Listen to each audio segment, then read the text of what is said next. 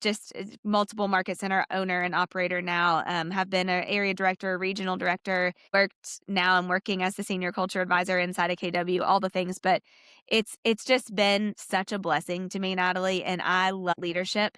Mhm. And all of that to say, I had never thought in a million years I would be a leader. I mean, I was like an individual salesperson, like Right. grind and sell and meet people and, network. And I had never led anybody. And quite frankly, at the time, I really wasn't even leading myself very well. Mhm.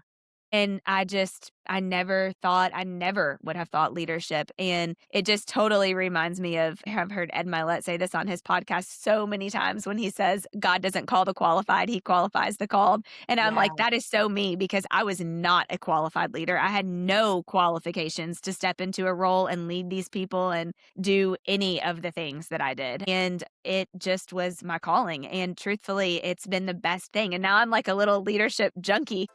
Welcome to the Leadership That Shines podcast, the weekly leadership training show that's built around three values that show up in everything we do: impact, influence, and growth.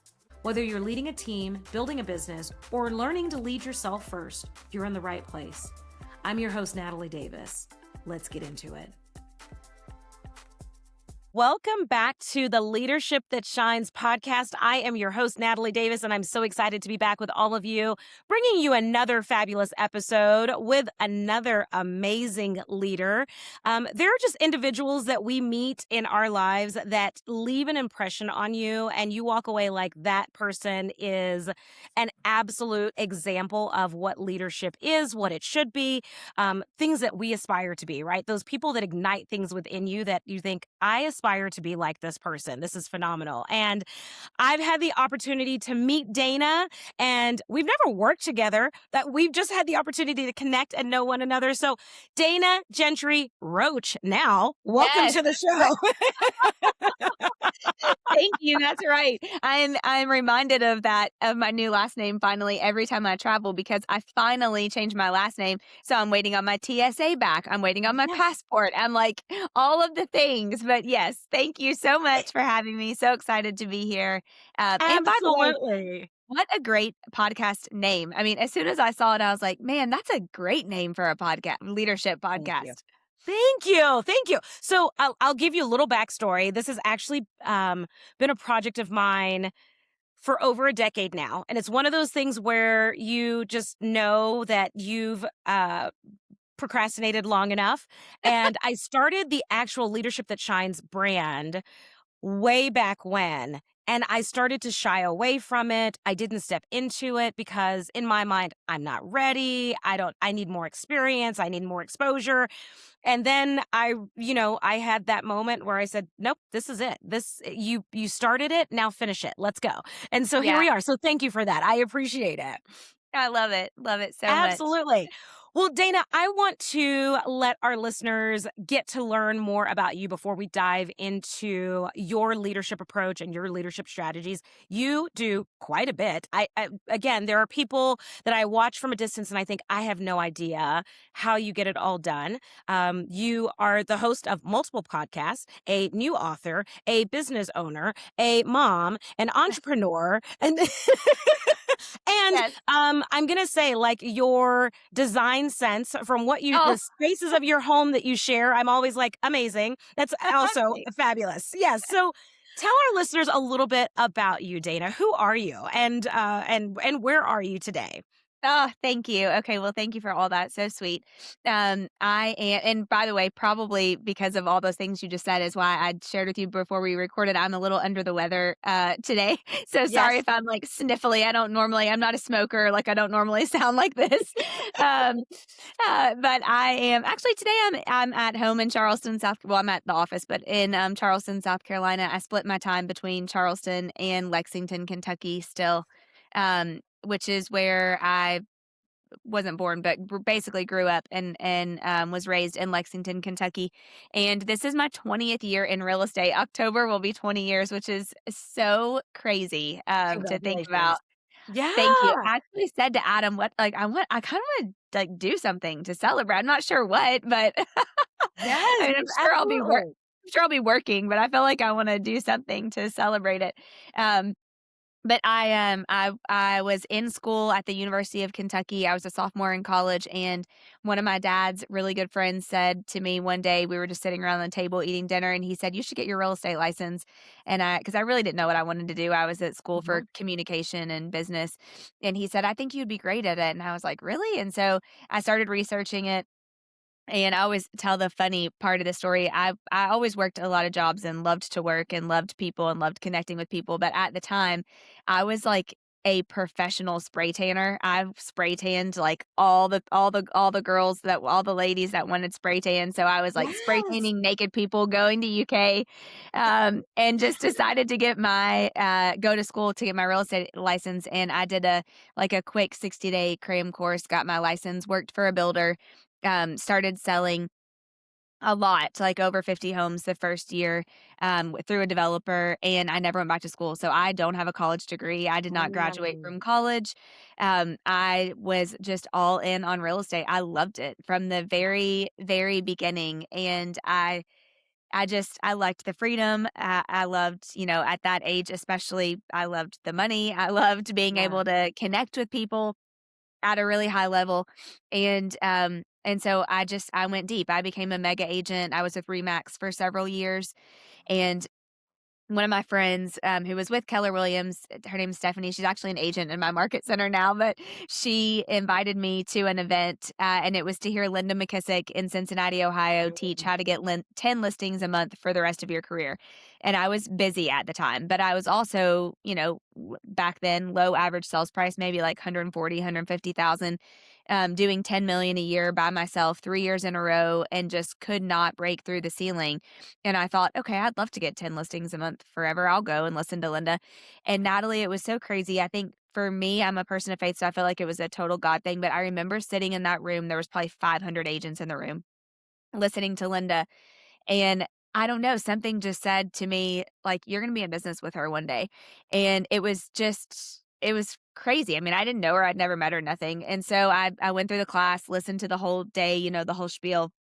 And at the end, she said, we're going to do about 15 minutes of Q&A. So if you have a question, go ahead and start lining up at the microphone. And so I was like, ooh, you know what? I'm going to ask her. I mean, she seems like she knows what she's doing. So I got up, went to the microphone. Remind you, I was a guest. I mean, the whole room was probably KW people. And I got my turn at the mic, and I said, "Hi, my name is Dana Gentry. I'm from Lexington. I'm actually a Remax agent." And I said, "But my question is, I've sold $10 million worth of real estate, a lot of transactions, 140,000 average sales price, 3 years in a row. I cannot break through that ceiling. What advice would you give me?" And I mean, this was like one of those moments, Natalie, that just like, honestly, it kind of marked me for the rest of my life now that I look back on it. And Linda said, she didn't say anything. She said, "Well, let me start with asking you a question. What's your goal this year?" And I said, "I like volume goal." And she said, "Yeah." And I said, 11 million. And she said, "Why is it?" And I hear people in the room are like, this, Exactly. this Yeah. girl that's never been exposed to KW trainings, who watches videos of Brian Buffini in a basement, they're like, "Ha, we got her." And so, she said, why is that your goal?" And I said, "Because I just want to like do better than what I've done the last 3 years. I just want to break through the 10 million." And she said, "Well, there's your problem." And the whole room's like silent, and I'm just like starting to sweat at this point at the microphone. And she said, "What would keep you from having your goal be 20 million this year?" And I said, "Well, probably the fact that like I started this conversation, I've done 10 I million. can't get past 10. Yeah, I can't get past 10. I've done 10 million 3 years in a row." And she said, "Valid answer." And she said, "I want to give you one piece of advice that will serve you well. Big goals pull you through your small goals." And she said, "Your goals should be so big that you want to pee your pants." Like everybody that's a successful entrepreneur knows that they set really big goals because big goals pull you through your small goals. And she said, "How does it make you feel if you were to stand here in front of all these people and say your goal needs to be 20 million?" And I said, "Well, it makes me feel like I want to throw up or pee my pants or both." And Yeah. she said, "That's what you need. Now, obviously you're going to need some systems and some new models, and all the things to get there." She said, "But I want you to set your goal for 20 million this year." And I'm like, "Okay." I'm in front of all these people. And so I'm like, "Okay." So long story short, go back. I was happy at Remax. I loved it there actually, and I just needed to be in bigger rooms, and I needed to break through my ceiling. So I actually moved my license to KW. I got the opportunity presented itself about 7 months later to become an investor in a launching KW market center. There was already one. They were bringing another one to my town in Lexington, and now I know what they were doing. But at the time they were trying to go get one of the top influential agents from all the competitors. So I came over as the Remax agent. So I got to invest in that market center. I bought 5% for $30,000, which obviously $30,000 is a lot of money, but at the time it was a really lot of money for me. And I just remember, being so excited about the opportunity and wanting to make a difference. So I moved to KW. I hired my first admin, had a showing specialist. I went to every family reunion, mega camp, bold, ALC. I mean, I was on the anything you can think of. I was there. Just that whole first year learning, really trying to follow the model. And the crazy thing, Natalie, is with myself and a licensed admin who was a part-time showing assistant for me too, I did 18 million that next year. And I didn't get to the 20, but hey, You I blew past the 11, which is what you thought that you could do. Yes, absolutely. That's right. Yeah. And I never would have done that, without one, just Linda speaking that into me and giving me that mentorship that day in front of all those people at the microphone. And then two, really following the model. So one of the reasons why I always say I am so passionate about our company is because it did change my life. Like I am one of those people that I kind of grew up inside of Keller Williams. I'd already had license and was already selling and stuff, but I built my wealth inside of Keller Williams. I learned how to be a leader inside of our company. I met my husband inside of there's so many, all my best friends are inside of Keller. It's like just so many things. But so to wrap that up, long story short, we launched our market center. I brought a lot of my friends from Remax, several other brokerages. We were a home run launch. It was a very successful launch. And about 4 months after we launched, my OP and my team leader were removed from their role. So we had no leadership whatsoever in our market center. And we went from like the talk of the town in a good way to the talk of the town in a really bad way. And I'm thinking, okay, I've just invested $30,000 in this. I've told all my friends to come here because this is, like the place to be and all of the things. And it was just a challenging time. So the region was coming to me. Other leaders were coming to me saying, you got to be the team leader. Will you be the team leader? And I was like, no, I'm building my team. I just finally did 18 million. Like, I'm not interested in doing that. And then finally they put a temporary OP in, and he said, I took like a personality assessment back then. It was the AVA. And he said, you have a very almost identical AVA to somebody who I worked with for many years. She's in Austin. Would you just go talk to her about the role? I'll put you on a plane. I'll get your hotel. I just want you to just go spend a day with her and then come back and, let me know your thoughts or whatever. And I'm like, sure, I'll go to Austin, whatever. So I flew to Austin and met Wendy Harrelson. And it was, we actually have identical AVA, like to the asterisks and everything. And she was so gracious. I didn't know her. I had no clue who she was. Didn't know her. She was so gracious to me. I'll never forget. She gave me a KW blanket out of the trunk of her car when we finished the day. I'm like, and a pair of Kendra Scott earrings. I'm like, oh my gosh, I love you. Thank you. I love Tori. Absolutely. Typical Wendy, but yes. Yeah, totally. So I still wasn't sure. I came back, was really praying about it, got like a very direct sign from God that I should say yes to the role. So I did. I said, I'll just like help temporarily until you find the long-term team leader. And I was in the role for 4.5 years. And, I really wanted to know. I'm kind of one of those people that probably leaders hate because I'm like, what's the next opportunity? When I do this, what's next? When I do this, what's next? So I remember going to Linda, who was my regional owner, and said, okay, what do I need to do in the team leader? Like, how long do I have to be in the role? What do I have to do to get the next opportunity? And she said, we've never had a black belt team leader in our region before, which was, you gross 120 or net 60 agents. I know you don't have all real estate KW listeners. So, but this all leads into the part of the journey. But long story short, it's a very esteemed thing inside of our company.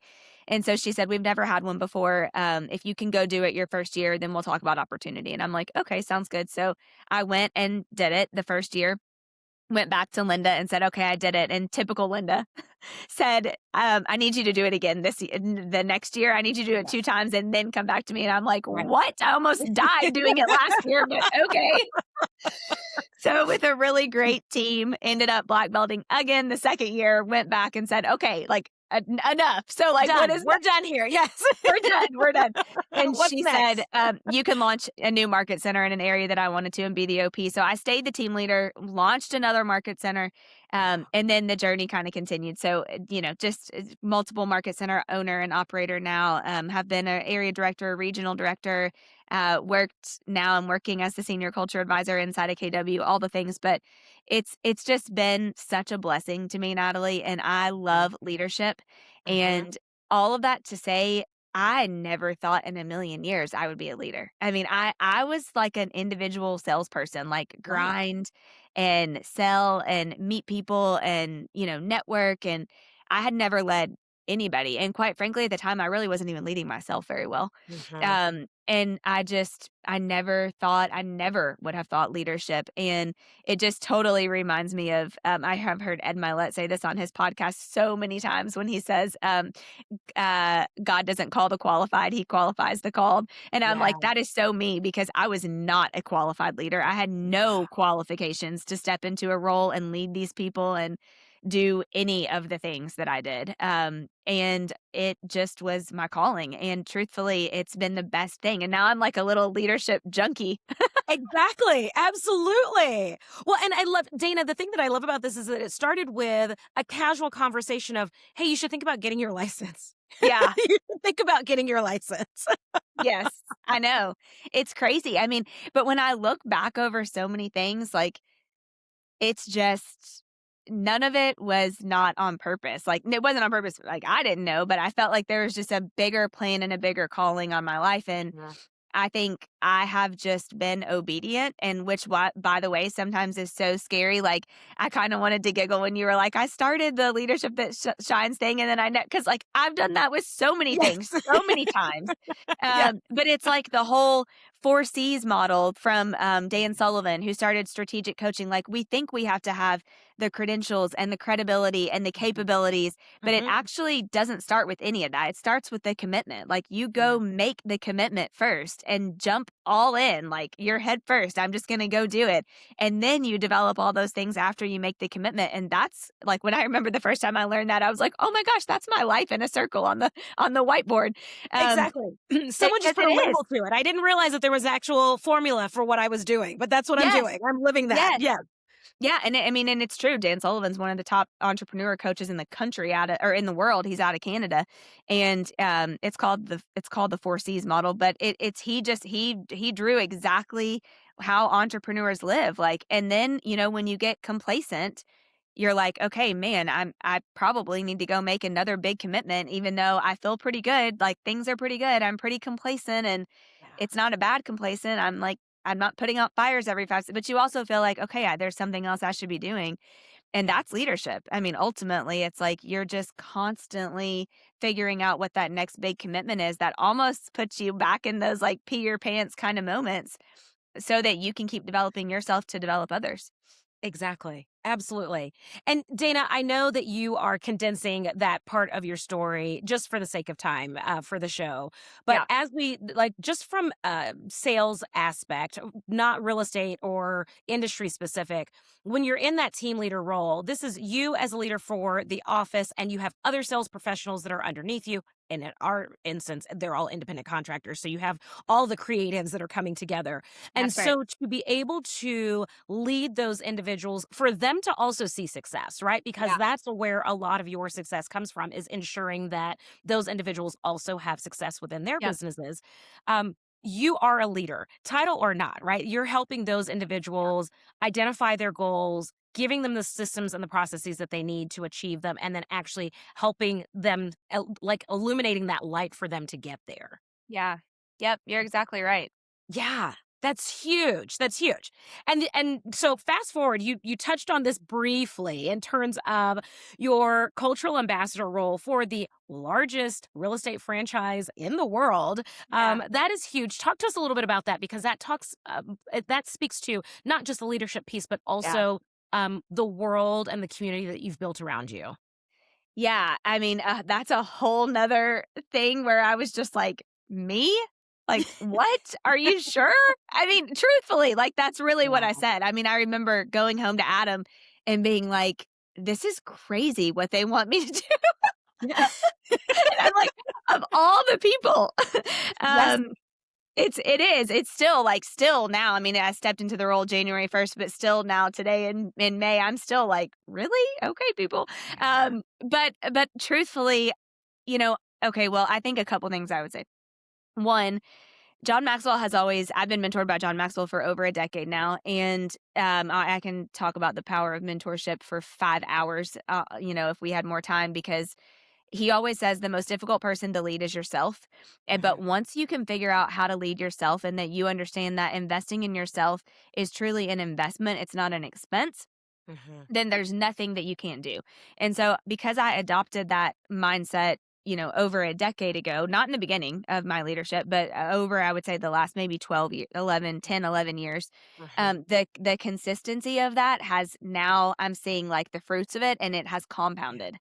Yeah. And it really is crazy to watch, Natalie, because I look back at things and, I'm always like wanting to grow and wanting to be better and wanting to figure out how to pour into other people. And, I know what it's like to have a not so great leader, and I know what it's like to have a great leader. And there's a huge difference. And you and I both being in the roles that we're in, we get to see that on a weekly basis. It's like nothing saddens me more to get on the phone with somebody and know that their problem really isn't a problem, that like the problem is that they don't have a great leader. Exactly. And it's so, so, so sad. So all that to be said, I heard a quote by Craig Groeschel years and years ago. And he said, people would rather follow a leader that's real than a leader that's right. And he actually says that at the end of every one of his podcast episodes. So if you listen to his podcast, it's like ingrained into your brain. But when John Clyde and I talk about that all the time, because it's like you think about that all the time. So because I heard him say that, I just always have wanted to be authentic and led with realness. And I want to relate to the people that I'm leading. Like I want to be knowledgeable enough to be able to lead them. I want to earn the trust enough to be able to lead them. But I don't think any of that happens until they know that you're real and you're you and you're authentic and you have their best interest at heart and all of those things. And so I think I know, because that's really what I've done over the last 10 years. It kind of compounded into me being in this role. And then also just having such a passion for the culture of our company and culture in general. I mean, people don't leave usually companies, they leave leaders in the culture. Mhm. Mhm. And it's, we get to see that, unfortunately, too often, more often than we would like to see it. Mhm. And I know also that when the leader gets better, everyone gets better. And so if we can just continue to raise up the bar and level up the culture and the leadership inside of any organization, not just ours, but if, for your listeners, for their organizations too, like everything else follows. But I think when people think that culture doesn't really like hold that much importance, or it doesn't play into the productivity or the bottom line, I mean, that is actually not true at all. And there's tons of studies. One just came out from Harvard Review, trying to find the exact percentage, but also, when people want to sound smart, they just quote a percentage from Harvard Review. Exactly. And it works. Exactly. And it does work. Validated, yes. It does work. But I really do have one. And and it is that, hold on. Yeah, the most recent Harvard study just said that companies with a strong culture raise their bottom line by 756% because Wow. they understand that healthy culture leads to money and impact. And Mm. and I just have a passion for that. I mean, I really, really do. And I want to help continue to just modernize while also living out the great culture that we've had, for years and years and years, by Gary and Mo and everybody else. Absolutely. I love it. Dana, you have talked about leading yourself a couple of times. The Yeah. season of life where you weren't really leading yourself, but you were leading others.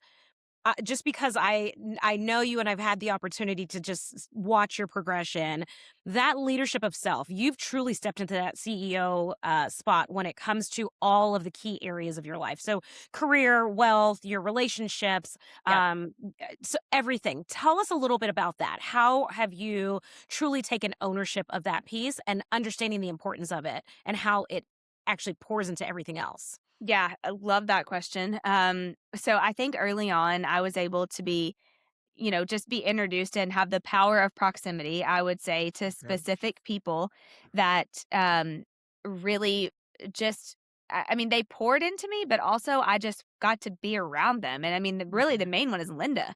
I mean, just Mhm. being able to be around Linda McKissick and the power of proximity to her. And it wasn't like we ever really, a lot of times, like, we didn't have weekly meetings where she would sit down and say, okay, let me mentor you on this. But I would follow her and go places and watch her and um, be in rooms that she was in, and then when I worked for her, she got me into a lot of rooms. And Mhm. so I think early on I understood, okay, you've got to have the power of proximity is real. So I've got to get Mhm. around some people that, number one, I can borrow their momentum when I don't have any. And number Yes. two, I can really see like they have lives that I want to have. And so how, like, what have they done? And I don't say that from like a comparison way, but from like a aspirational way. Exactly. Yes. And so I wanna see, like, what have they done? What do they do? Like, what do they eat for breakfast? What do they do in the morning? Like, what does their calendar look like? Where do they invest their money? All those things. So early on, I really figured out the power of proximity was huge, and so I would just get into rooms. And I recently actually, Linda came to spend the weekend with me in Charleston, and I said to her, I know I've thanked you 1,000 times for all that you've done for me, but I really wanna say thank you for just the rooms that you put me in.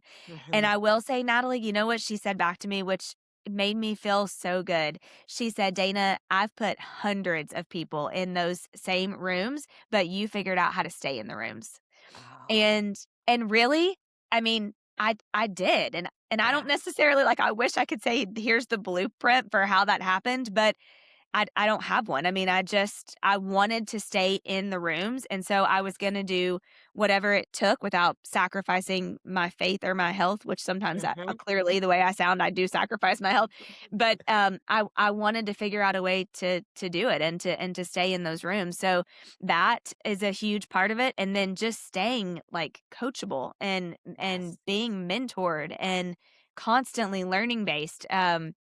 I feel like most people would tell you, I'm one of the most learning based people that they know. Like I'm constantly taking notes and I mean to the point of it used to be kind of psycho. Like one point I had somebody say to me, "Do you ever just walk without listening to anything?" And I'm like, "Nope, never done that before." Yep. They're like, "Do you ever hear the sounds of nature?" I'm like, No. Nope, actually I don't." So like there are aspects of it where, Yes. may not be the best thing to do, but I also believe that we are called to multiply our talents.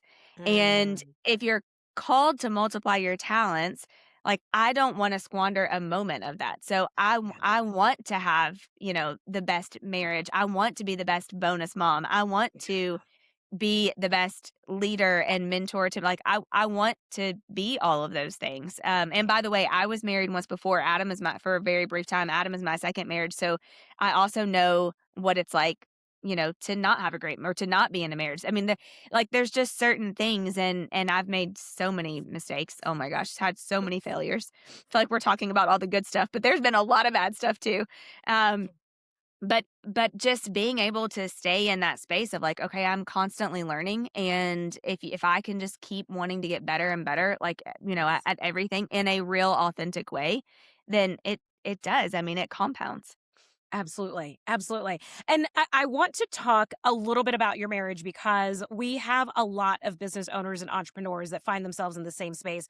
Your Yeah. husband, Adam, is also a business owner. And so when you have two business owners, and I'm going to just say it like two thought leaders that Yeah. come together, talk to us about making sure that you carve out that space for the success and the Yeah. satisfaction that you talk about in your marriage. Great question. We get asked this a lot, and I always have two kind of things to share. The first one is before Adam proposed to me, he hired a relationship coach, and this guy is amazing. Oh my gosh, I think Adam found him through GoBundance. His name's Dr. Kelly Flanagan. He's just a super amazing human being. He just recently had a new book come out, but he's a marriage therapist, relationship therapist, and Adam hired him, and I didn't know Natalie, and Adam had been doing sessions with him, like Zooms with him because he lives out west. And one day Adam came and said, hey, I want us to do a call with this relationship coach. His name's Dr. Kelly Flanagan. Let's look at your calendar and see. And I'm like, whoa, wait a minute. Well, like, I think we have a great relationship. Why are you wanting us to have a relationship coach? And he's like, well, I've actually already had a couple sessions with him. And I'm like, whoa, what? Like, hold on a minute. Why do I not know this? Like, is something wrong? Do you think? And he's like, no. And Adam's just, Adam, he's like, I could not have a better husband ever. He's just the best. But he said, because he's obviously was married before too. And he said, it was really important to me to have the sessions with him because I want to go into our marriage like being the absolute best husband that I could ever be. And so he said, I wanted to lay the foundation, like relay a very solid foundation for me, himself personally, before. So anyway, long story short, so we do this session with Dr. Kelly Flanagan, and I was like a little hesitant, and then by the end, I just loved him and thought he was so wise. But he gave us the best advice, and so for two people who are high drivers and high achievers and doing a lot of things and all the things, we tend to like want to jump all over each other for certain things. So like I would come home and be like hot over something that would happen, during the day. And Adam would be like, oh, well, we're just gonna da da da da da da da. And then I'd be like, no, I don't like that answer. So we would like it was like coming from a protective place. Anyway, so Dr. Kelly Flanagan said, you guys are going to have to learn as two high achievers that you're going to have to ask each other one sentence. And we were like, okay. And he said, anytime someone's getting ready to talk or bring up, he said, I want you to ask the sentence or the question, wait, before you start, do you want me to fix it or feel it? Yeah. And I was like, oh my gosh, that is so good. And still to this day, this is, 8 years later, Adam and I will be like, hold on a minute. Like, wait, am I fixing this or feeling this? And I'll be like, no, I don't need you to fix anything. I just want you to feel it. And that, or I'll be like, no, I need your help. Like, what should I go back and say? Or how should I do this?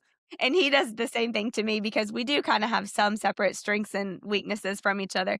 But as far as like the turning it off, this advice came from Linda and Jim McKissick's therapist, who I don't know, but they got a therapist for the same reason many, many years ago in the 80s. And Linda and Jim told us when they were mentoring us one time that their person gave them the idea of channels.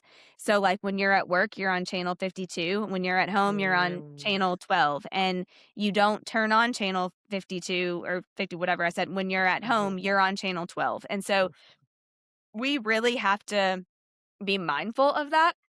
And there's a lot of times for a long time, I got Adam a hot tub for Christmas. He wanted a saltwater hot tub for years. And I got him that for Christmas about 5 years ago. And we made we don't do this anymore. We've kind of gotten out of it. But for like the first probably 2 years, we made the hot tub like the no phone, no work zone. And every night we would sit in the hot tub and cold plunge Adam would cold plunge. I don't cold plunge, but I would stay in the hot tub before bed. And we would just talk like about us and like our marriage or the kids or goals that we had or things like that, but we didn't talk about work or like we didn't have our phones. And because you kind of have to, because as like we're in a on all the time world. Yes, exactly.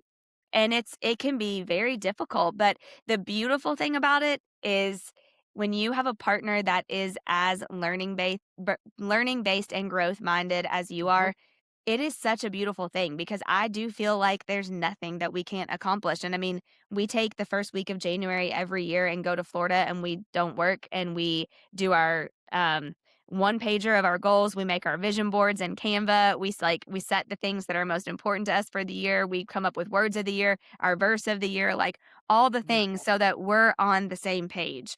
And it's just so helpful. I love that. Do you all set individual goals for your own businesses? And then do you set goals together, couple goals?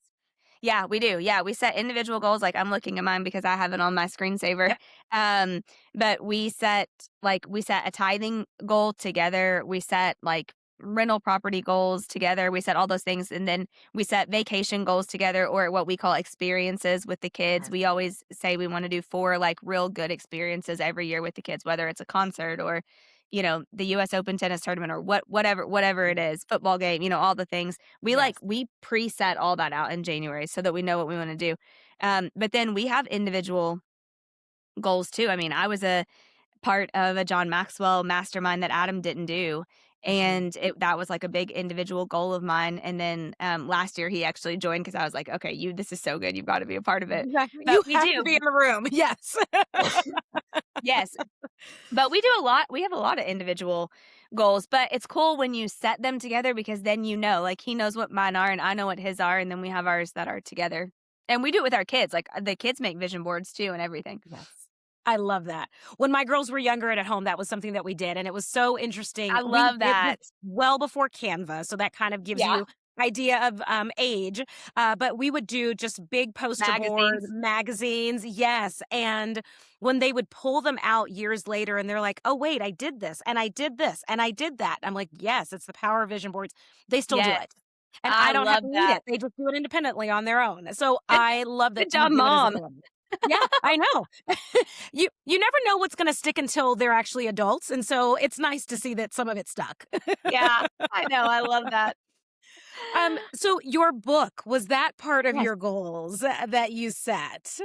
That's what I was kind of laughing about when you were talking about the leadership that shines. So it was. I mean, I had always had a goal, not always, I would say for the last maybe, I don't know, 5 or 6 years. I was in a room with John Maxwell and I heard him say, if you want to impact hundreds, be a speaker or, do whatever. If you want to impact hundreds of thousands or the potential to be millions, then write a book. And I think, John is 78 maybe, and he's written 92 leadership books. I think he has like 4 in the hopper right now. I mean, he's just, the guru. And I thought when I heard him say that, gosh, I would love to write a book.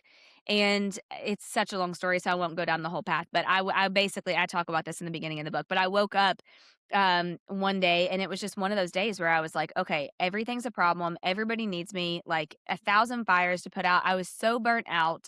I was just, I can't do this today. And so I remember texting, this was in 2023. I remember texting my assistant and I was like, I just need to cancel everything today. Like they're just going to have to reschedule. I just need a day.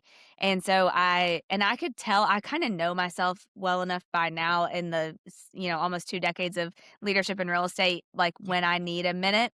Yes. Just take the pause. Yes. Yeah.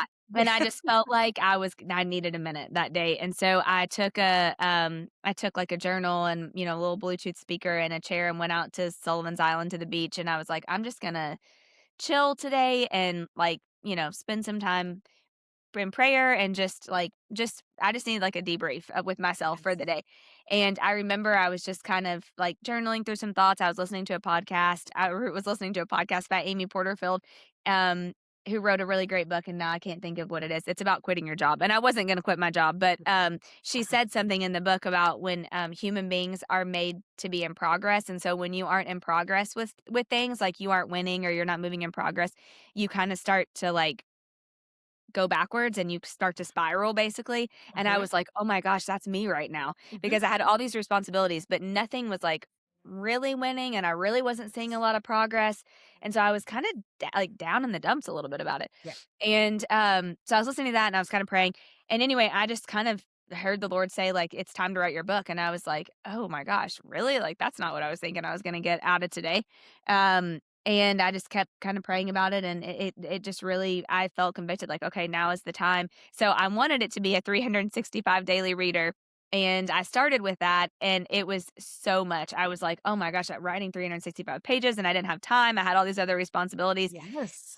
So my brand builders strategist at the time was like, Dana, people like a short, quick, pack a punch. Like, why don't you just do 90 days? And then you can do 3 more 90-day books, later. And I'm like, okay, how did I go from writing 1 book to 4 books? But okay. I don't know if that is the solution, but it does sound better. It sounded great at the time. Yeah. So I'm like, okay, this is great. Now I'm thinking, like, she was like, cha-ching, here we go. Yes. 4 total books. But no, she's great. But so I started writing it, but I really had been thinking about, I had worked with Rory Vadin, who owns Brand Builders, on really wanting to build my brand. And one thing that they have you do is come up with like the pillars that have kind of led to your success and significance. Like when you really break down who you used to be, because Rory always says you're perfectly positioned to serve the person that you used to be. So like who you used to be to who you are today, what are those pillars? And mine really came down to 4 main pillars. being intentional, like living an intentional life, which I did not learn until 10 years ago. And I'm like, gosh, I wish we taught that like in elementary school, but okay. Agreed. Agreed. Yes. Learning how to be intentional, the power of proximity, like we've just talked Mhm. about, Yes. learning how to build great relationships because a lot of people, well, I don't want to generalize, but like EQ and like building great relationships and having emotional intelligence is kind of Yeah. hard to find Yeah. these days. So like really understanding the power of building great relationships because, oh, I knew I was going to land the plane on this. Back to me spray tanning naked people. One of the Yeah. reasons why I had such a great run in real estate for the first several years is because all those people that I built relationships with bought houses from Yes. me. I mean, it was like a full circle moment because we'd built great relationships. Yes. So, and then the fourth pillar is running your own race, like just keeping the blinders on, staying out of comparison, like really running my own race and not comparing what I'm doing to what everybody else is doing. And so when I worked through those four pillars, when I started the book, I was like, you know what? It all starts with intentionality. So I'm going to Mhm. write a 90-day book about how to be intentional, like lessons around living an intentional life in your life, business, and in faith. And it hit and it came together. It's like one of the hardest things I've ever done, though. Oh my gosh! But I'm so Yes. grateful that it's out and it's impacting people. Like Natalie, honestly, at least every other day, someone texts me or messages me and is like, oh my gosh, I needed this so much, or you have no Yes. idea how much this page meant to me, or like, I mean, it's just so cool. Like, it's so cool to see just like the impact that obviously, like, for me, it's a God thing, but it's also cool to just know like that I'm being used in that way.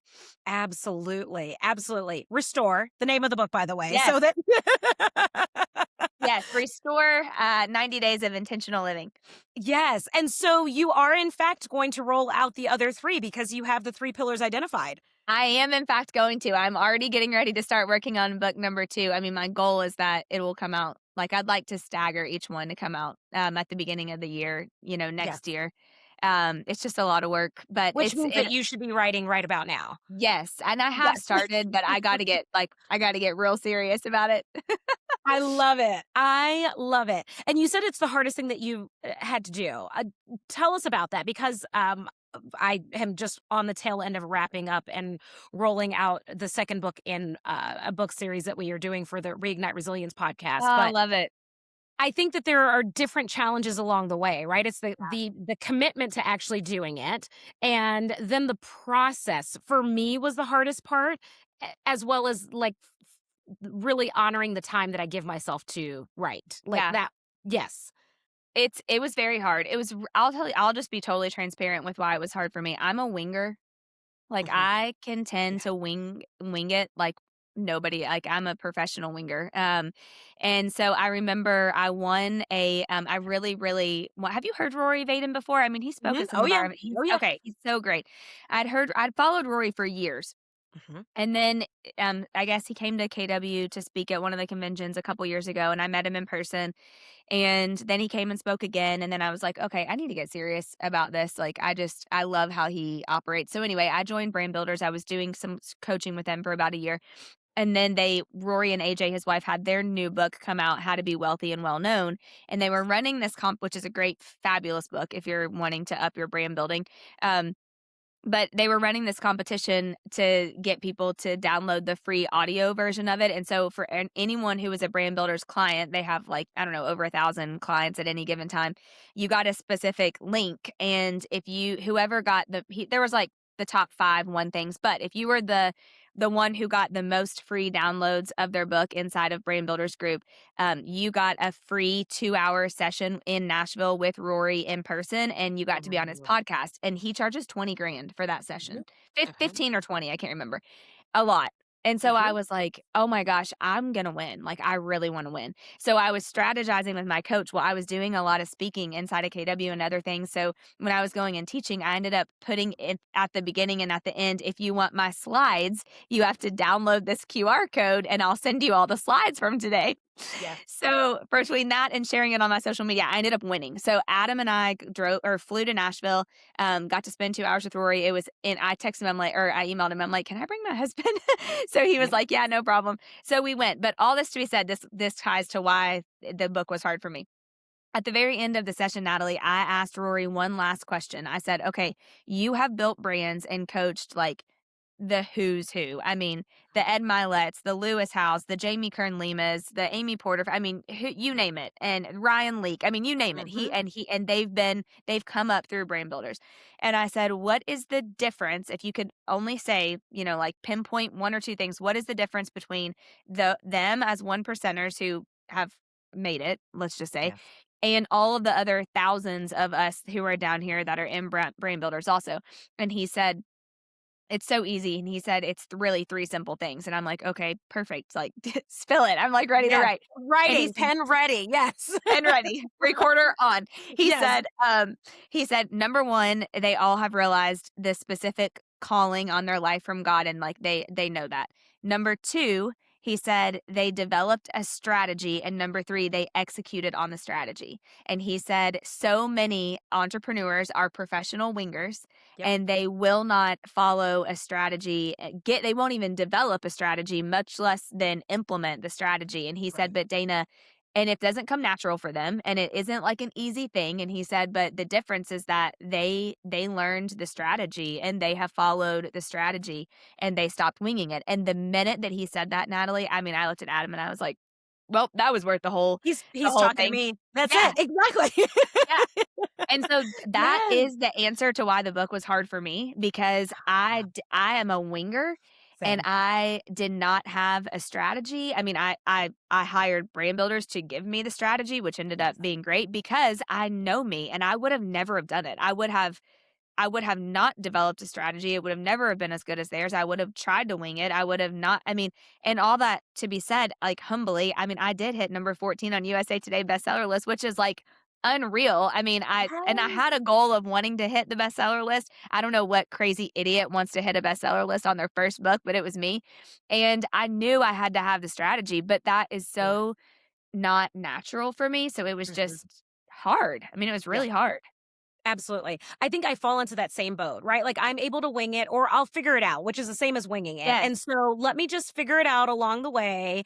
We would have landed the plane eventually. Yes. Again, maybe a decade from now, but eventually it would happen. And there is that pressure, the external, and I don't want to call it pressure.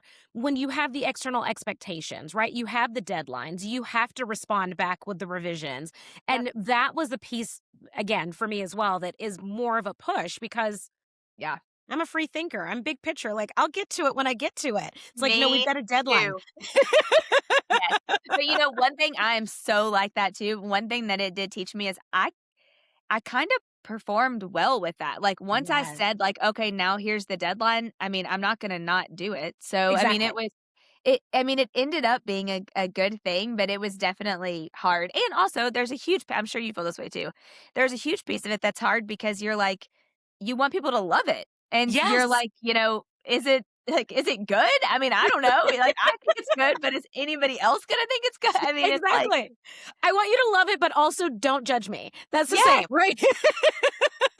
Yeah.